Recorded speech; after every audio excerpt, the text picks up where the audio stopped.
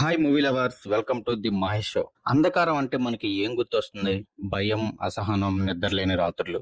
అయితే అంధేరా అనే ఈ కొత్త వెబ్ సిరీస్ మాత్రం భయపెట్టడమే కాదు, మిమ్మల్ని ఆ డార్క్నెస్ లోకి లాక్కెళ్ళి అక్కడ వదిలేస్తుంది. నిజానికి ఇది ఒక సాధారణ హర్రర్ థ్రిల్లర్ అయితే కాదు, ఇది ఒక urban horror thriller. Mumbai lights వెనుక దాగున్న ఒక భయానక రహస్యం అని చెప్పాలి.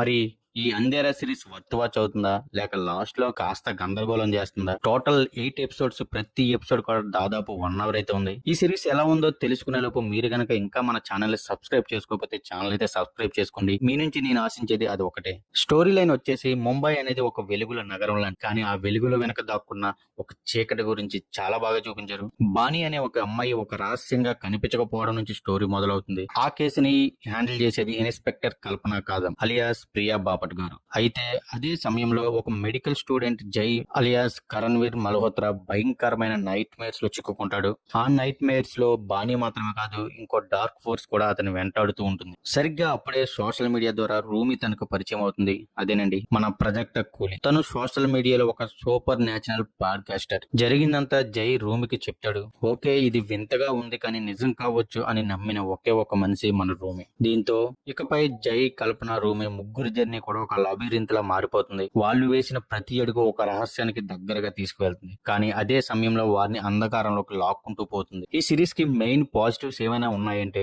సిరీస్ లో నిజమైన హీరో అంబియన్స్ అని చెప్పాలి. చీకట్లో లైట్స్ తేలికగా మెరవడం, బ్యాక్గ్రౌండ్ లో ఒక హంటింగ్ మ్యూజిక్, ఆ మ్యూజిక్ తోడు మనకు చూపించిన ఆ కెమెరా షాట్స్ చూస్తుంటే ముంబై నిజంగా ఒక హర్రర్ సిటీగా కనిపిస్తుంది. సిరీస్ మొత్తం ఇదే టెంప్లెట్ లో ప్రతి ఒక్కరిని భయానికి గురి చేస్తుంది. నేనైతే నిన్న నైట్ చూసా, నాకైతే ఆల్మోస్ట్ ప్యాంట్ మొత్తం తడిసిపోయిందని చెప్పాలి. ఈ సిరీస్ కి ఇంకొక మెయిన్ పాజిటివ్ వచ్చేసి ప్రియా బాపట్ చేసిన పోలీస్ ఆఫీసర్ పాత్ర అని చెప్పాలి. చాలా అద్భుతంగా చేశారు. సిరీస్ మొత్తం తన క్యారెక్టర్ ని చాలా స్ట్రాంగ్ గా చూపిస్తేనే తన పాస్ట్ వల్ల తనలోను కూడా ఏదో భయం లోపల దాగి ఉన్నట్టు చాలా బాగా చూపించారు. ఇంకా కరణ్వీర్ మల్హోత్రా చేసిన జై క్యారెక్టర్ కూడా భయం, దానితో పాటే తనలోనే ఉండే గిల్ట్ ని చాలా బాగా పెర్ఫామ్ చేశాడు. ముఖ్యంగా మన రూమి ప్రజెక్ట్ కూలీ అయితే ఈ సిరీస్ కి మాస్టర్ స్ట్రోక్ అని చెప్పాలి. ముఖ్యంగా ఆమె కనిపించిన ప్రతి సీన్ లో కూడా ఒక రియలిజం అనేది ఉంటుంది. నాకైతే ఎక్సలెంట్ క్యారెక్టర్ అనిపించింది. ఇకపోతే ఈ సిరీస్ లో మైనస్ ఏమైనా ఉన్నాయి అంటే, సిరీస్ మొదట్లో భయానక మూడ్, సస్పెన్స్ చాలా బలంగా నడుస్తుంటే మధ్యలో కథ ఒక్కసారిగా సైంటిఫిక్ ఎక్స్పీరియన్స్ ట్రాక్ వైపు మళ్ళడం, అది కాకుండా లాస్ట్ లో